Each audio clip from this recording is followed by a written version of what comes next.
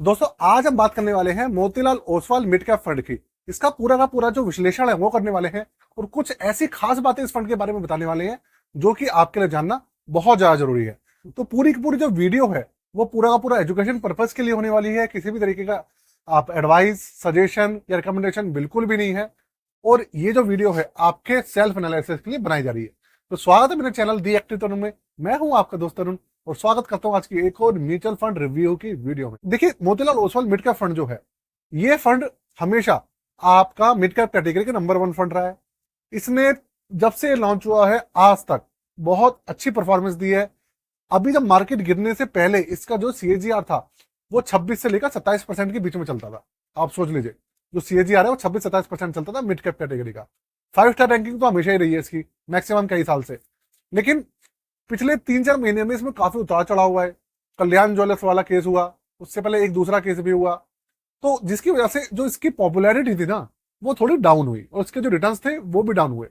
तो भैया अभी इसकी क्या कंडीशन चल रही है, कितना डाउन हुआ है, कितना फर्क पड़ा है इसके रिटर्न्स पे, पूरी पूरी वीडियो ये पूरी जो आपको है आज A to Z सारी सारी चीजें खोल के रख देने वाली है।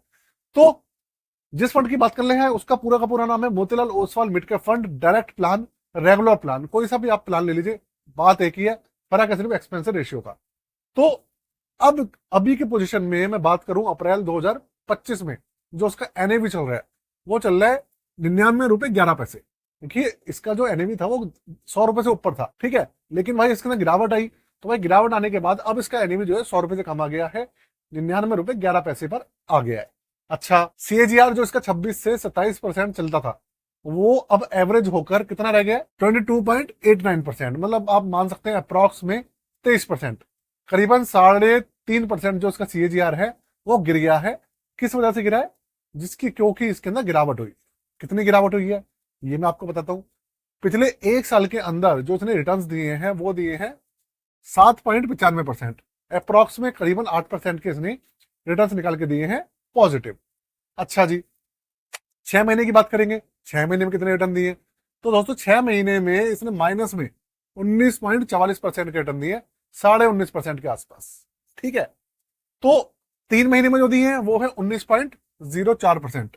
तो आप ये मान लीजिए 3 महीने के और 6 महीने के जो रिटर्न है वो आपके लगभग लगभग सेम है, 19%, 19.5% के आसपास गिरावट है। पिछले एक महीने में माइनस में 3.34% की माइनस में रिटर्न दी है।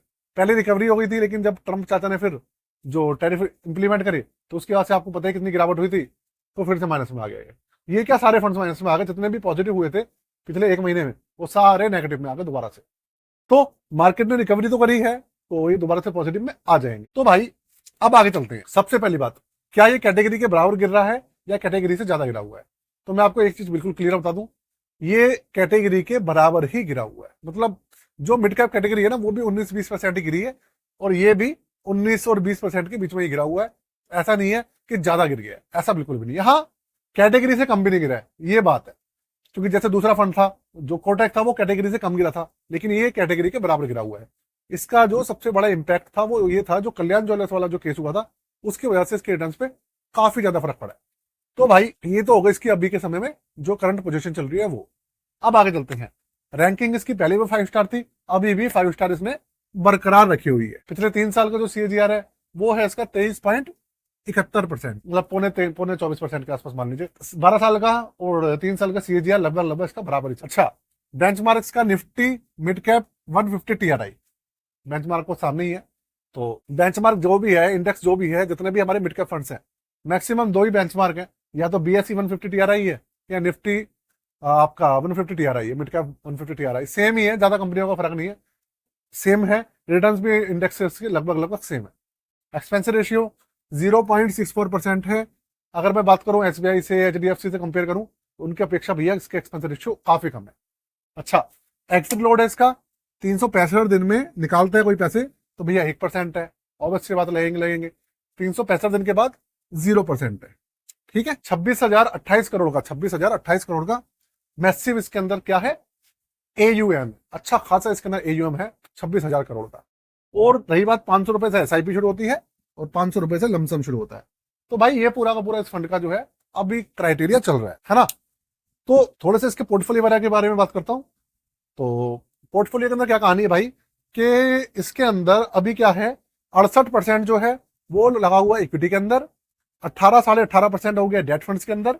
अब आप कहेंगे कि मिड कैप कैटेगरी के अंदर डेट फंड्स कैसे आ गए। अब मैं आपको बताता हूं कि इसके जो रिटर्न्स है वो कम क्यों है। पहले इसका 99% जितना भी पैसा था वो इक्विटी के अंदर इन्वेस्टेड रहता था, लेकिन अब मार्केट को देखते हुए फंड मैनेजर ने क्या करा है, 18.5% पैसा तो लगा दिया डेट फंड्स के अंदर, 13.5% पैसा किसमें लगा हुआ है, कैश और कैश इक्विवेलेंट के अंदर, ठीक है। और 68% पैसा है इक्विटी के अंदर, और वो भी 68% में से भी 50% मिड कैप में और 50% लार्ज कैप के अंदर है। ये सिस्टम है, और 24 टोटल इसके अंदर स्टॉक्स है ना। तो भाई ये सिस्टम चल रहा है, जिसकी वजह से, क्योंकि डेट फंड्स के अंदर और सब चीजों की वजह से है, तो इसके जो रिटर्न्स है थोड़े उस वजह से भी कम है, और गिरावट उस वजह से भी कम देखने को मिल रही है। ये कहानी है इसकी जो फिलहाल जो चल रही है। तो देखिए पूरा का पूरा पोर्टफोलियो इसका, पूरा का पूरा इसका, दूसरी चीजें A to Z मैंने सारी की सारी चीजें ना आपके सामने पेश कर दी है, ठीक है। तो हमेशा ध्यान रखिएगा, अगर आपके पास पोर्टफोलियो है तो ध्यान रखिएगा इसकी जो गिरावट है बहुत ज्यादा नहीं होनी चाहिए, या फिर अगर आपके पास पोर्टफोलियो में जितने भी फंड्स हैं उनका हमेशा ध्यान रखिएगा बहुत ज्यादा गिरावट उनमें नहीं होनी चाहिए, वो हमेशा अच्छे रहने चाहिए, और हेल्थी, आपको जो पोर्टफोलियो हमेशा हेल्थी रहना चाहिए, तभी आप जाकर अच्छे रिटर्न्स वगैरह जो है पा पाएंगे, ठीक है ना।